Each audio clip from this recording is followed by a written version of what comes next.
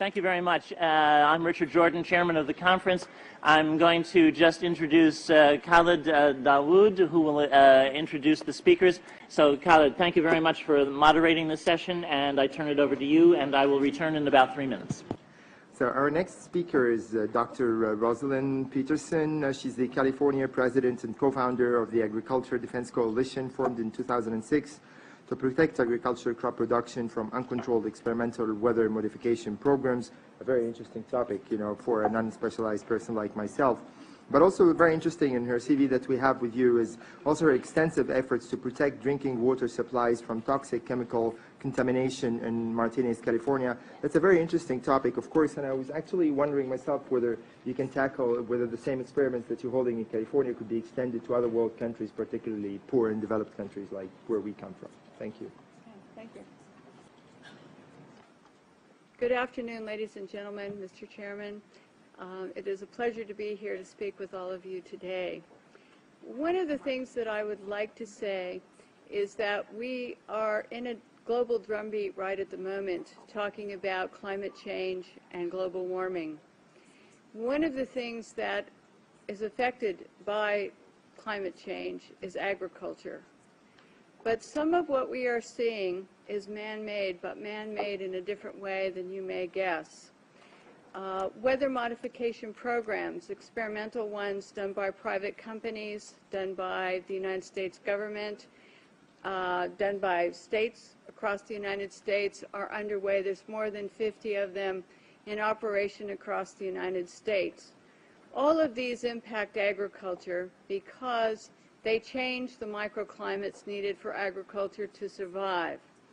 None of these programs that I know of today, and this is all public record, are available at any time with oversight, agricultural oversight or public oversight. These programs impact agriculture, and there are programs around the world, international corporations, are modifying our weather all the time, and they're modifying it in ways that cover thousands and thousands of square miles.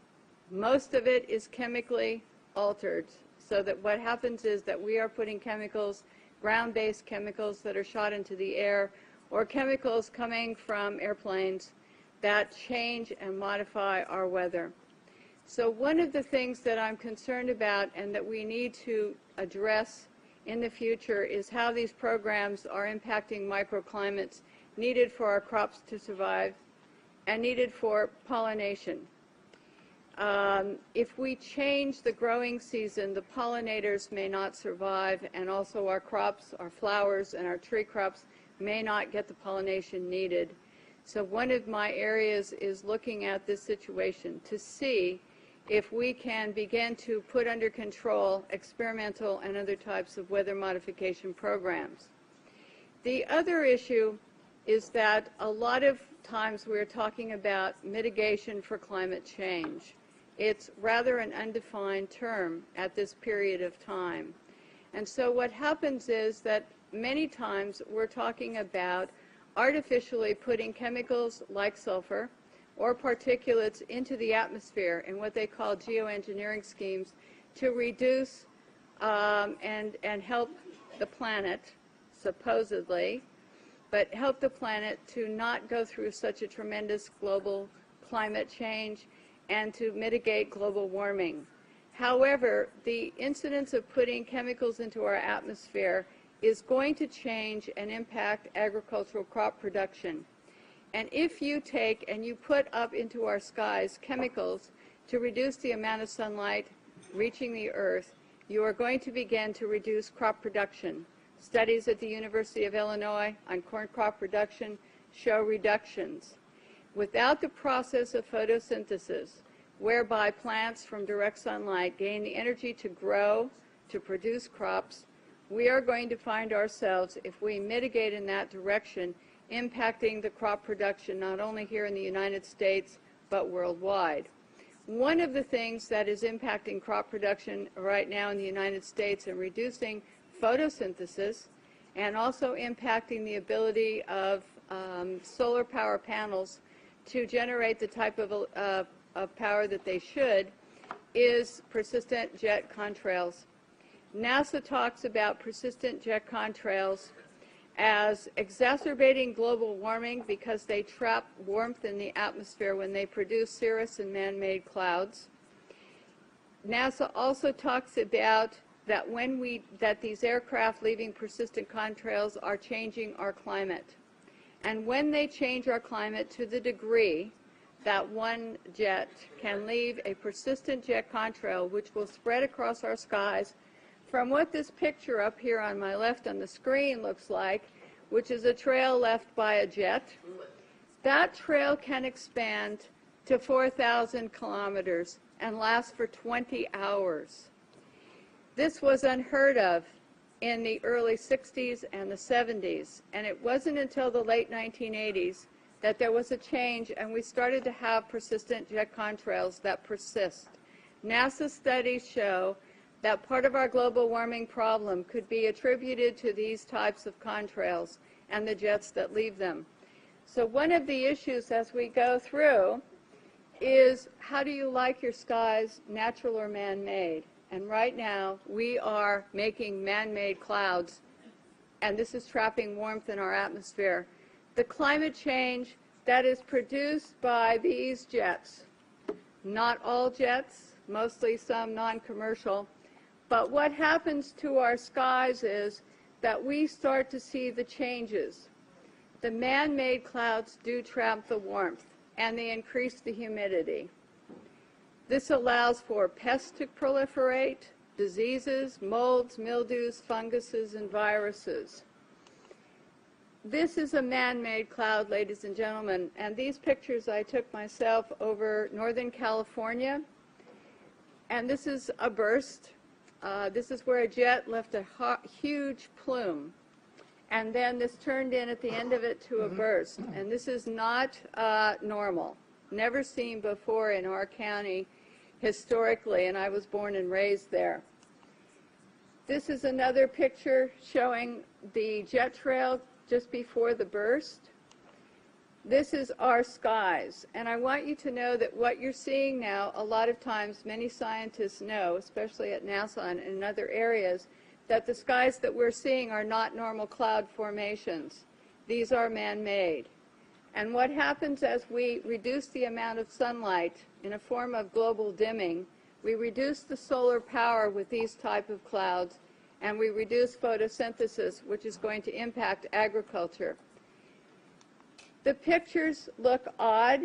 The formations don't look like normal clouds that people have seen before historically. This is another type of man-made cloud, and what we have done and what you're seeing here is we have the photographs from the times that the jet leaves the first trail as a thin, spindly trail to where they form into these different types of cloud formations.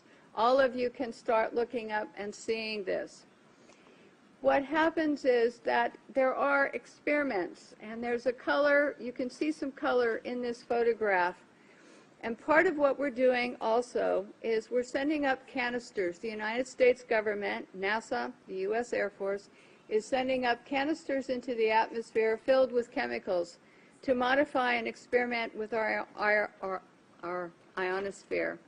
And when we modify and experiment with our ionosphere up here, we create experiments which they can see through these persistent jet contrails as they stay in the sky for long periods of time, and they can watch the experiments.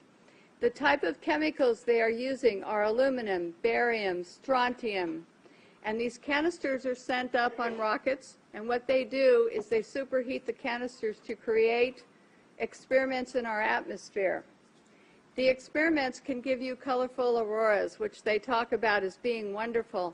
Many times people think that the auroras in Alaska and the ones we see are normal, but there's beginning to be more and more seen across the United States and elsewhere where aluminum, trimethyl aluminum experiments to make clouds are beginning to impact us. The reason I am concerned for agriculture is that none of these experiments have any public oversight nor agricultural oversight. Our drinking water is impacted because the chemicals are now beginning to show up in our drinking water. In California, the State Department of Health drinking water tests were examined between 1970 and this year, and we found unusual spiking in barium, aluminum, strontium, magnesium, calcium, manganese, and all of these spiked at the same time in various drinking water supplies across the state of California and also in Arizona. So what's happening with these atmospheric tests is that aluminum, as one example, gets into, with increased pollution and acid rain, gets into the root systems of our crop trees and our trees, and it looks like the trees are dying of drought. But they're not. What happens is that the root systems can no longer absorb the water and the nutrients needed to survive. Many of our forests in Redding, California, and other areas are dying. The oak trees, the redwood trees, the Douglas fir, across the United States, many areas. We believe that these trees are impacted because they cannot absorb enough water because aluminum is going into their root systems. Also, molds, mildew, and fungus from warmer temperatures produced by persistent jet contrails are also allowing pests and molds to proliferate, also impacting tree health and crop health. The skies that you see up here, it is important to note, have a white haze to them. When crossing the United States 2 days ago, we saw this man-made produced haze all the way across the United States. There were a few real clouds. We saw the persistent jet contrails from the jet windows, and the skies in the white haze looked a lot like this. So one of the things that we need to really look at is that jet fuel emissions contaminate our air, much as automobile exhaust. They know from scientific studies back in the 1970s that they deplete beneficial ozone in the atmosphere by releasing nitric acid. So one of the things that we need to look at is the impact of just jet fuel and just the emissions from jets as well.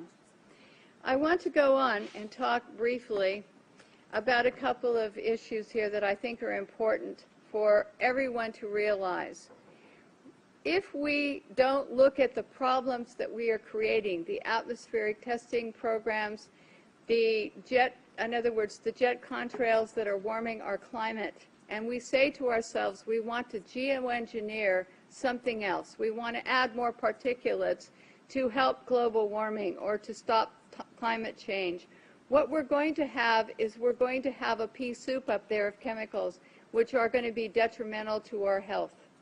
It is much better to take the EPA model of the 1970s, where the Environmental Protection Agency was designed to put in regulations to reduce the pollution at its source, to reduce and put caps on how much pollution corporations, cars, automobiles were putting into the atmosphere. One of the things that we're talking about as mitigation is to go into geoengineering plans which add more chemicals to our atmosphere, which are going to get into our drinking water supplies, which are going to get into our soils, which are going to impact our trees. Our trees across the United States, many of them in many areas, especially Mendocino, Lake, and Sonoma County, are dying. They are not healthy as they used to be.